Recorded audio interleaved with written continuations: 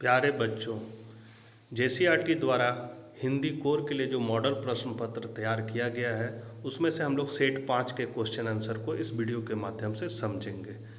Question answer थोड़ा लंबा है इसलिए थोड़ा जल्दी जल्दी पढ़ेंगे और आप लोग से निवेदन है कि अपने चैनल इकोनॉमिक्स प्लस पर यदि आप नए हैं तो चैनल को जरूर सब्सक्राइब कर लें और बेल आइकन को दबा लें, वीडियो को ज़्यादा से ज़्यादा शेयर करें। साथ ही यदि आप लोगों को और भी मॉडल प्रश्न पत्र के आंसर देखना है तो सारे के लिंक डिस्क्रिप्शन में मिल जाएंगे या अपने चैनल इकोनॉमिक्स प्लस पर भी जाके आप लोग देख सकते हैं। तो चलिए हम लोग आज कुछ नया सीखते हैं। हिंदी कोर सेट 5 का क्वेश्चन आंसर है। क्वेश्चन आप लोग देख लीजिएगा, इसको पढ़ना है और इससे जुड़े सवाल के आंसर देना है। हम सीधे केवल आंसर बताते जाते हैं। का आंसर है, यहाँ आसमान से संध्या सुंदरी उतरने की बात कही गई है। ख का आंसर है, कवि ने संध्या की तुलना परी अर्थात स्वर्ग कन्या से की है। ग का आंसर है, तिमिराचल में चंचलता का नहीं कहीं आभास का आशय यह है कि रात्रि कला में जीव जंतु के सब क्रियाकलाप बंद होने से शांति छा जाती है। इसी का अथवा में ये कहानी को पढ़ना है और इससे जुड़े सवालों के आंसर देना है। तो जीवन की कुंजी क्या है, तो जीवन की कुंजी स्वास्थ्य है।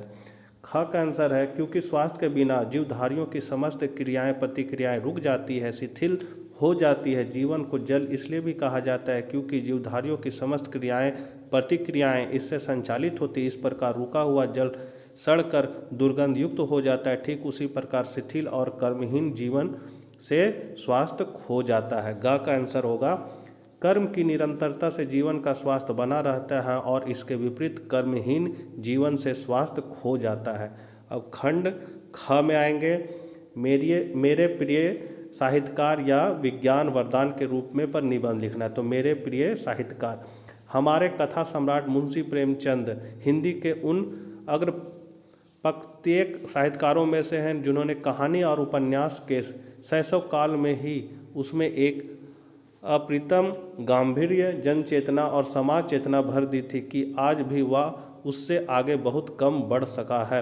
कल्पनाओं से भरे अय्यारी और जासूसी तिलस्मी उपन्यासों की प्रधानता के बीच पहली बार प्रेमचंद ने ही समाज में व्याप्त असहनीय कुंठा, नए रास्य एवं समग्रस्ता उस जन हाहाकार को कथात्मक अभिव्यक्ति दी और इस युग की सारी प्रवृत्तियां और तमाम मनोवृत्तियों मान्यताओं के साथ परिवर्तित कर डाला। उन्होंने कथा को नया नामकरण, नया संस्कार और नया धरातल ही नहीं दिया अपितु उसे एक नई चिंतन धारा, एक नई चेतना भूमि और नई सामाजिकता भी दी। प्रेमचंद जी ने कथा, उपन्यास, नाटक, समीक्षा, निबंध आदि सब लिखे, लेकिन कविता की ओर वे कभी उन्मुख नहीं हुए। ऐसा प्रतीत होता है कि कविता के ऊपर उनका भरोसा नहीं रहा, कारण कि वे जो कहना चाहते थे वह कविता में कह नहीं पाते थे। इस तरह की व्यवस्था हो सकती थी, इसलिए अपनी मानसिकता को जोड़ नहीं पाते थे, जैसा कि उन्होंने स्वीकार किया है। हमारे लिए कविता दृढ़ हो जाए जिससे संसार में नैराश्य छा जाए। वे प्रेम कहानी जो हमारे मासिक पत्रों के पृष्ठ में भरी रहती थी हमारे लिए अर्थहीन है अगर वे हमें हरकत और गर्मी पैदा नहीं करती। अगर हमने दो नवयुवकों की प्रेम कहानी कह डाली पर उससे हमारे सौंदर्य प्रेम पर कोई असर नहीं पड़ा, और पड़ा भी तो केवल इतना ही कि हम उनकी विरह व्यथा पर ना रोएं, तो इससे हम में कौन सी मानसिकता व रुचि संबंधित गति पैदा हुई। इन बातों से किसी जमाने में हमें भावावेश हो जाता रहा हो, पर आज के लिए वे बेकार है। इस भावोत्तेजक कला का अब जमाना नहीं रहा। अब तो उस कला की आवश्यकता है जिसमें कर्म का संदेश हो। प्रेमचंद का ऐसा विश्वास था कि साहित्यकार को एक मानदंड के अंतर्गत अपने दायित्व को पूरा करना चाहिए जिससे सामाजिक सच को आयाम मिले। इसलिए वे कहते हैं कि साहित्य का शराब, कबाब और राग रंग का मुखापेक्षी बना रहना उसे पसंद नहीं। वह उसे उद्योग और कर्म का संदेश वाहक बनाने का दावेदार है।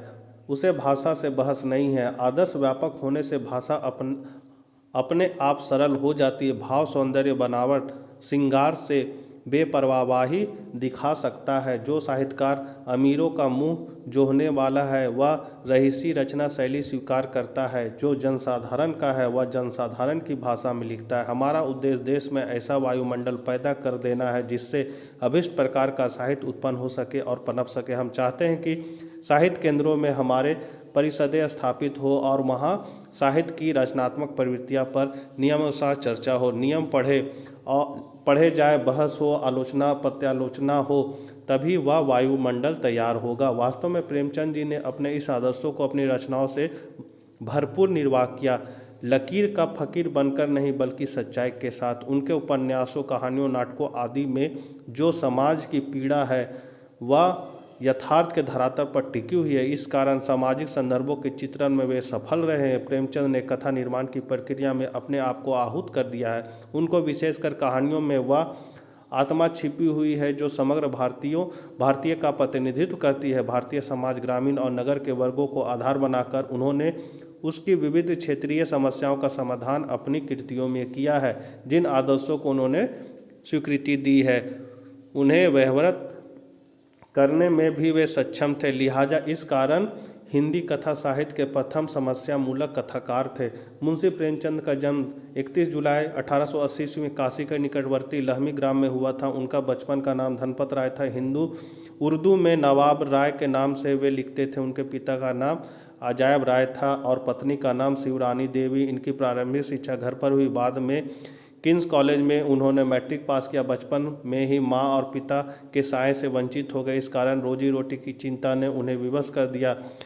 तदुपरांत वे मास्टर की नौकरी में चले गए। उर्दू पढ़ने लिखने के कारण उर्दू साहित्य में उनकी काफ़ी दिलचस्पी थी। इसी क्रम में मौलाना शंकर, पंडित रतननाथ सदर, मिर्जा रुसवा एवं मौलवी मोहम्मद अली आदि का उन पर अत्यधिक प्रभाव पड़ा। प्रेमचंद ने हिंदी कथा साहित्य को तिलस्मी और अय्यारियों के घेरे से बाहर निकालकर स्वच्छ सामाजिक परिवेश में पहुंचा दिया। प्रेमचंद के कारण ही जो पात्र उपेक्षित, दीनहीन, दलित, पीड़ित थे, पहली बार हिंदी कथा साहित्य में उपस्थित हुए। उनकी कहानियों में पहली बार गांव और किसान अपनी सच्ची तस्वीर के साथ उपस्थित हुए। उन्होंने सामाजिक व्यवस्था की ओर ध्यान दिया जो सामाजिक कुरीतियों पर भी चोट की है। उन्होंने अपने साहित्य में शोषण और गरीबों का भीषण और नाना रूप रखा। शोषण का विरोध करना और सामाजिक सुधार उनके साहित्य का एकमात्र उपदेश था। यही कारण है कि महाजनी सभ्यता पर, सूद व्यापार पर उन्होंने कड़ा प्रहार किया।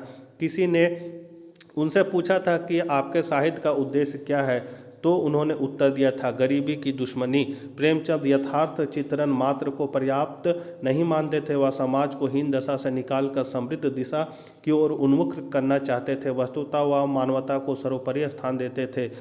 वह ध्वंस के नहीं, निर्माण के साहित्यकार थे। समता इसी कारण वह आदर्शोन्मुख यथार्थवाद के संस्थापक थे। वह साहित्य को मात्र जीवन का मनोरंजन नहीं अपितु आलोचना भी मानते थे।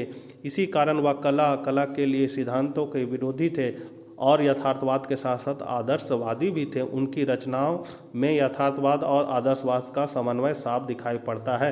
प्रेमचंद ने अपने कथा साहित्य में जीवन के विभिन्न दृश्यों का चित्रण किया, साथ ही समाधान भी ढूंढा है। दहेज प्रथा, स्त्रियों में आभूषण प्रेम, विधवा विवाह, वेश्यावृत्ति, सांप्रदायिकता, शोषण, जमींदारों और किसानों का संघर्ष, मालिक मजदूर संघर्ष, वर्ग संघर्ष, दीनता, भूखमरी, विवशता, पारिवारिक कला आदि सामाजिक प्रवृत्तियों के चित्रण के साथ प्रेमचंद ने राष्ट्रीय स्वतंत्रता आंदोलन का भी चित्रण किया तथा समस्याओं के प्रति समाधान ढूंढने में भी अग्रसर हुए। प्रारंभ में प्रेमचंद गांधीवादी थे, किंतु बाद में वे मार्क्सवादी हो गए। शोषण के खिलाफ वर्ग संघर्ष का स्थान अपने साहित्य में प्रमुखता के साथ किया। ईदगाह जैसी कहानी में जहां गरीबी को मार्मिकता और वहां कफन में नग्न यथार्थ का आक्रोश वर्ग संघर्ष को आमंत्रित करता हुआ प्रतीत होता है। उनके अंतिम उपन्यास गोदान में वर्ग संघर्ष पूर्ण रूप से उभर आया है। प्रेमचंद की भाषा और शैली की विशेषता है कि उनकी कहानियों को पढ़ते समय ऐसा अनुभव होता है कि यह घटना देखी हुई है। उनकी भाषा भाव को वहन करने में पूर्णतः समर्थ है। सहज भाषा में उन्होंने यथार्थ को उद्घटित कर दिया है। यह उनकी समर्थ एवं सक्षम भाषा का परिचायक है। उपमाओं और उत्प्रेक्षाओं के कारण इनकी भाषा में लालित्य आ गया है। इसी पर इनकी निजता की छाप है। मुहावरेदार भाषा लिखने में प्रेमचंद माहिर थे, इसलिए वे अपनी शैली के निर्माता स्वयं हैं। भाव और भाषा के इसी यथार्थमय समन्वय के कारण प्रेमचंद का साहित्य जीवंत है आज भी प्रेमचंद। जबकि हिंदी कथा साहित्य की यात्रा बड़ी लंबी हो गई है, दूर से उच्च शिखर पर विराजमान दिखाई पड़ते हैं। पूस की रात, कफन, ईदगाह, बड़े घर की बेटी, पंच परमेश्वर, काकी आदि इनकी कहानियाँ तथा रंगभूमि, कर्मभूमि, प्रेमाश्रय, सेवा सदन, गोदान आदि उनके उपन्यास हिंदी कथा साहित्य की अमर निधि है और प्रेमचंद हिंदी साहित्य के अमर कथाकार हैं। अगला है विज्ञान वरदान के रूप में पर लेख लिखना है।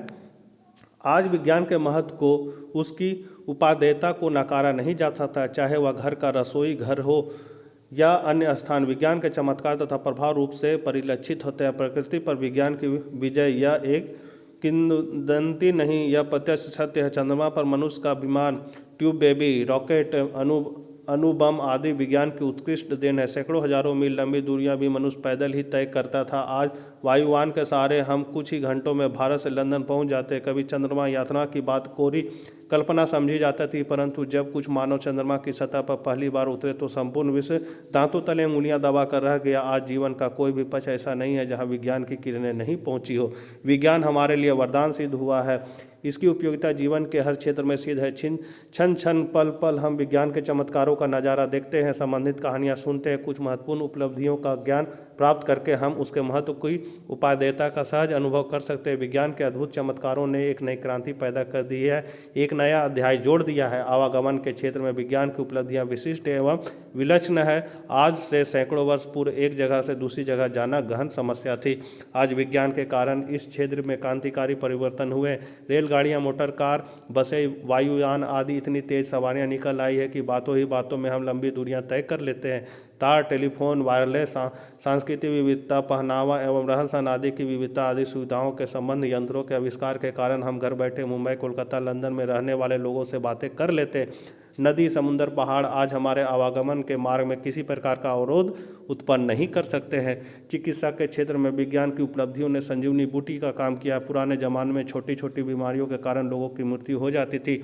आज शायद ही ऐसा कोई रोगी है जिसकी दवा सुलभ नहीं है, जिसका निदान संभव नहीं है। क्या यह विलक्षण चमत्कार नहीं है कि विश्व में चेचक, प्लेग, मलेरिया आदि रोगों का उन्मूलन हो गया है। आज बड़े बड़े असाध्य रोगों को भी अच्छी एवं प्रभावकारी औषधियाँ निकल रही है। दिन प्रतिदिन नए नए प्रयोग हो रहे हैं, नए नए उपकरण एवं नई नई जीवन रक्षक औषधियाँ निकल रही है। मनुष्य का हृदय विकृत एवं क्षतिग्रस्त हो जाने पर उसे बदल दिया जा सकता है और मनुष्य को नई जिंदगी दी जा सकती है। अंधे को आंख की रोशनी, विकलांगों के विकृत अंगों में सुधार, दिल और दिमाग में परिवर्तन वैज्ञानिक चमत्कारों की ही देन है। आवागमन या चिकित्सा ही नहीं, प्रायः सभी क्षेत्रों में विज्ञान की बड़ी बड़ी उपलब्धियां सामने आई है। चंद्रमा पर मानव की विजय से लेकर पाकशालाओं एवं शयन कक्षों में आराम एवं सुख सुविधाओं की सारी चीज़ों की व्यवस्था विज्ञान के ही चमत्कार है। रेडियो, सिनेमा, टेलीविज़न, वीडियो आदि सारी की सारी चीज़ें विज्ञान की ही देन है। कंप्यूटर ने इस नए युग की शुरुआत की है। विज्ञान एक वरदान भी है और एक अभिश्राप भी। विज्ञान अपने आप में न तो अभिश्राप है और न वरदान। विज्ञान का वरदान होना या अभिश्राप होना वैज्ञानिकों और राजनीतिज्ञों पर निर्भर करता है। सबसे मूल बात यह है कि हम इसका प्रयोग किस प्रकार तथा किसके लिए करते हैं। यदि हम विज्ञान का प्रयोग मानव कल्याण के लिए करते हैं तो यह हमारे लिए सबसे बड़ा वरदान है, और यदि हम इसका प्रयोग नरसंहार के लिए करते हैं तो यह मानव जीवन का सबसे बड़ा अभिश्राप है। अब है ख नंबर का, आपको चिट्ठी लिखना है। गांव में कोरोना जांच कैंप लगवाने हेतु, तो सेवा में स्वास्थ्य पदाधिकारी बोकारो, मतलब जो जगह पर आप हैं, विषय कोरोना जांच कैंप हेतु महोदय। सविनय निवेदन है कि मेरा गांव बोकारो जिले के अति सुदूर क्षेत्र में अवस्थित है। यहाँ हर घर में कोरोना के लक्षण वाले मरीज मिल रहे हैं, किंतु जांच के अभाव में साबित नहीं होता है कि वह मरीज कोरोना संक्रमित है या नहीं। वे लोग गांव में घूमते हुए नजर आते हैं। इससे आशंका बनी रहती है कि पूरा गांव कहीं कोरोना संक्रमित ना हो जाए। तो आपसे अनुरोध है कि यथाशीघ्र इस गाँव में कोरोना जाँच के शिविर लगाया जाए ताकि अधिक से अधिक लोगों की जाँच हो सके और कोरोना संक्रमण के दर को रोका जा सके। सर धन्यवाद भवदीय, और भवदीय के नीचे अपना नाम लिख देना, यहाँ डेट लिख देना है। ग का आंसर है समाचार के प्रमुख तत्वों में नवीनता, निकटता, प्रभाव, जनरुचि, टकराव, महत्वपूर्ण लोग, उपयोगी जानकारियाँ, विलक्षणता, पाठकवर और नीतिगत ढांचा शामिल है। किसी घटना, विचार और समस्या के समाचार बनने की संभावना तब और बढ़ जाती है जब उपयुक्त तथ्यों में से कुछ या सभी तत्व शामिल हो। पहला, नवीनता। किसी घटना, विचार और समस्या का समाचार बनाने के लिए आवश्यक कि वह नया और ताज़ा हो। समाचार के संदर्भ में नवीनता का अभिप्राय उसका समसामयिक अथवा समयानुकूल होना जरूरी है। दूसरा है निकटता।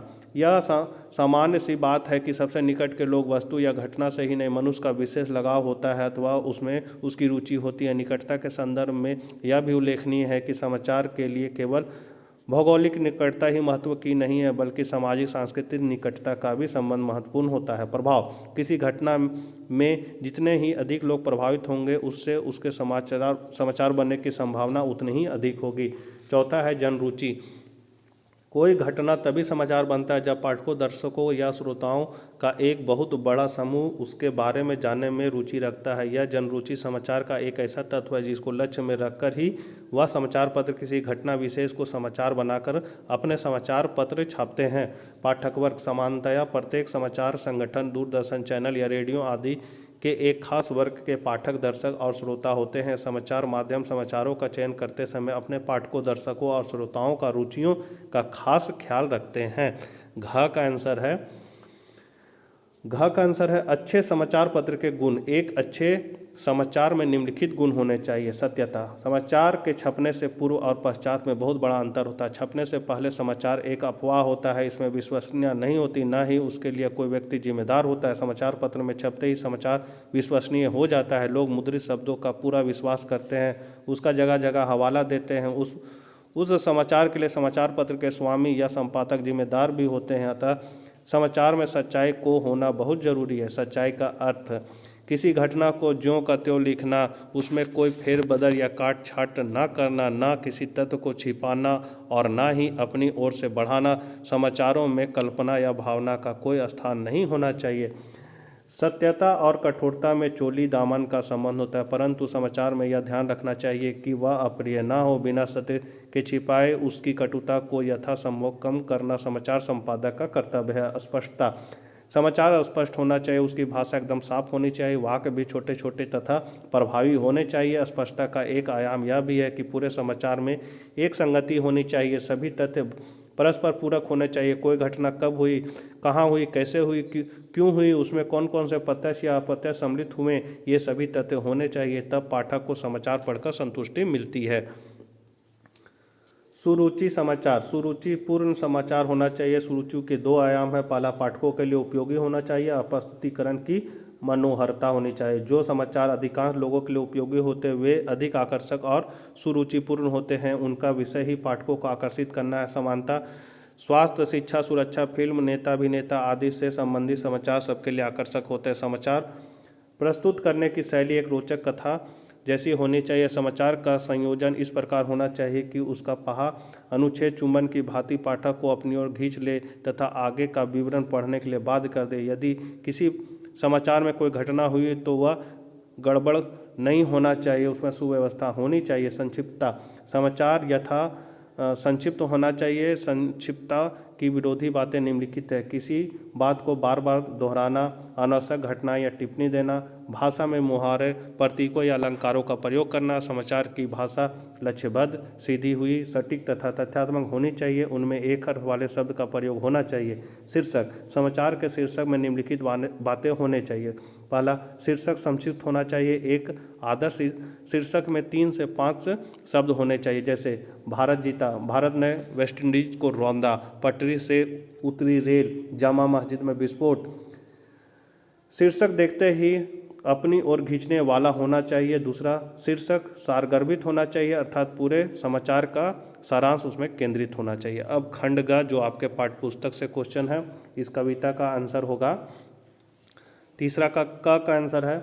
कविता के इस अंश में कवि ने कृषकों की दयनीय स्थिति एवं पीड़ा का चित्रण करते हुए बादल रूपी क्रांतिवीर का आह्वान किया है। चूँकि किसानों का जीवन बादल पर निर्भर होता है, इसलिए अपनी कमजोर बाहों तथा दुर्बल शरीर से ये अधीर किसान बादल को आमंत्रित करते हैं। पूंजीपतियों के शोषण से वे हड्डियों का ढांचा मात्र रह गए हैं। उनके शोषण ने किसानों के जीवन का सारा रस चूस लिया है, उन्हें प्राणहीन बना दिया है। ऐसे में उनके जीवन में खुशियों का सागर बादल ही ला सकता है। इसलिए कवि बादल के रूप में क्रांति की कामना करता है, ताकि किसानों जैसे आम आदमियों के जीवन में शोषण चक्र समाप्त हो और उन्हें नया जीवन मिले। ख का आंसर है।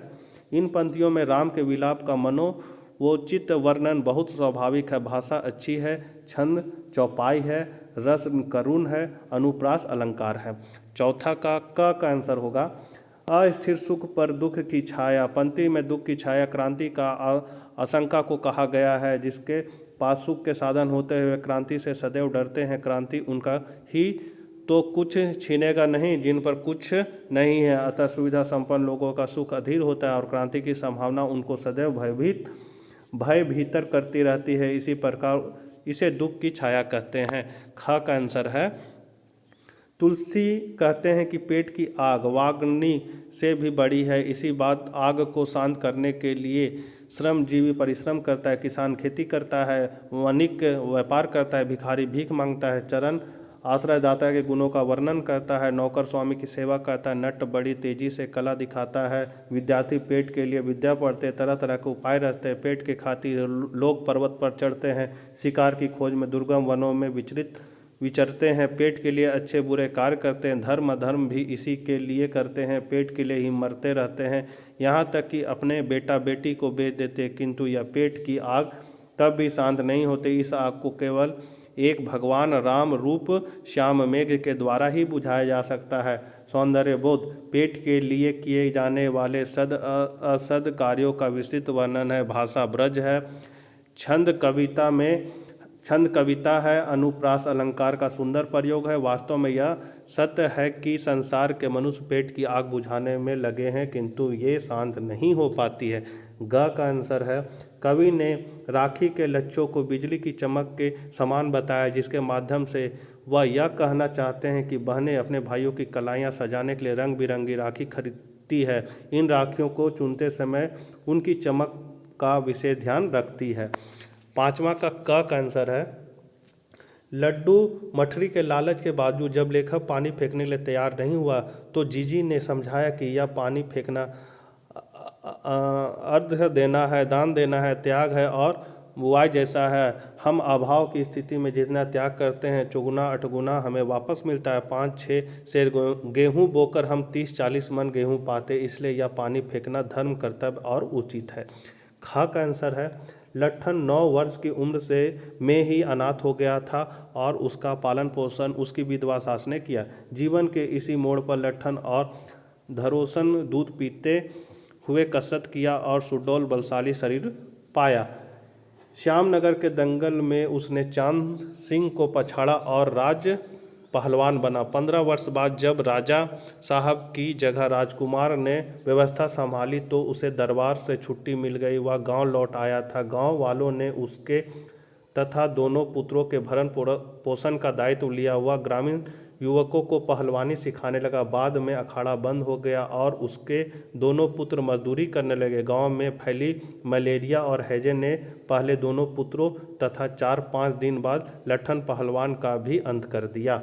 ग का आंसर है जाति प्रथा मनुष्य के पेशे का जन्म से पूर्व ही निर्धारित कर देती है। प्रतिकूल परिस्थितियों में भी उसे पेशा परिवर्तन की आज़ादी नहीं मिलती। इससे बेरोजगारी उत्पन्न होती है और भुखमरी की स्थिति आती है। आज जाति प्रथा के बंधन बहुत ही ढीले होते जा रहे हैं। लोग पैतृक पेशा को छोड़ अपनी रुचि क्षमता एवं प्रशिक्षण के आधार पर अन्य पेशा अपना रहे हैं। अतः जाति प्रथा की पुरानी स्थिति आज नहीं है।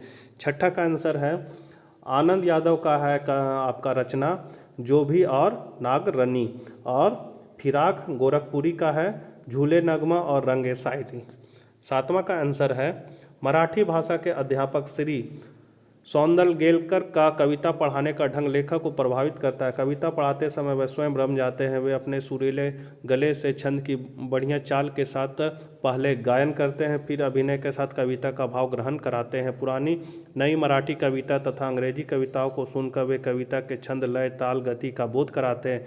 ये कवि यशवंत बा भ भोरकर भा रा तांबे गितीश केशव कुमार आदि कवियों के साथ अपनी मुलाकात का स्मरण भी सुनाते हैं। श्री सौंदलगेलकर स्वयं भी अपनी रचना कक्षा में सुनाते हैं। उनकी एक कविता जो उनके दरवाजे पर छाई मालती की बेल पर थी, उसे सुनकर लेखक को लगा कि कवि भी हाड़ मांस का मनुष्य होता है, अलौकिक नहीं। उसे लगने लगा कि वह भी अपने परिवेश को कविता के माध्यम से चित्रण कर सकता है। कक्षा के बाहर अपने घर पर ही रात के समय भी जब लेखक अपनी रचना लेकर उसके पास पहुंचता है तो वे उसे शाबाशी देते।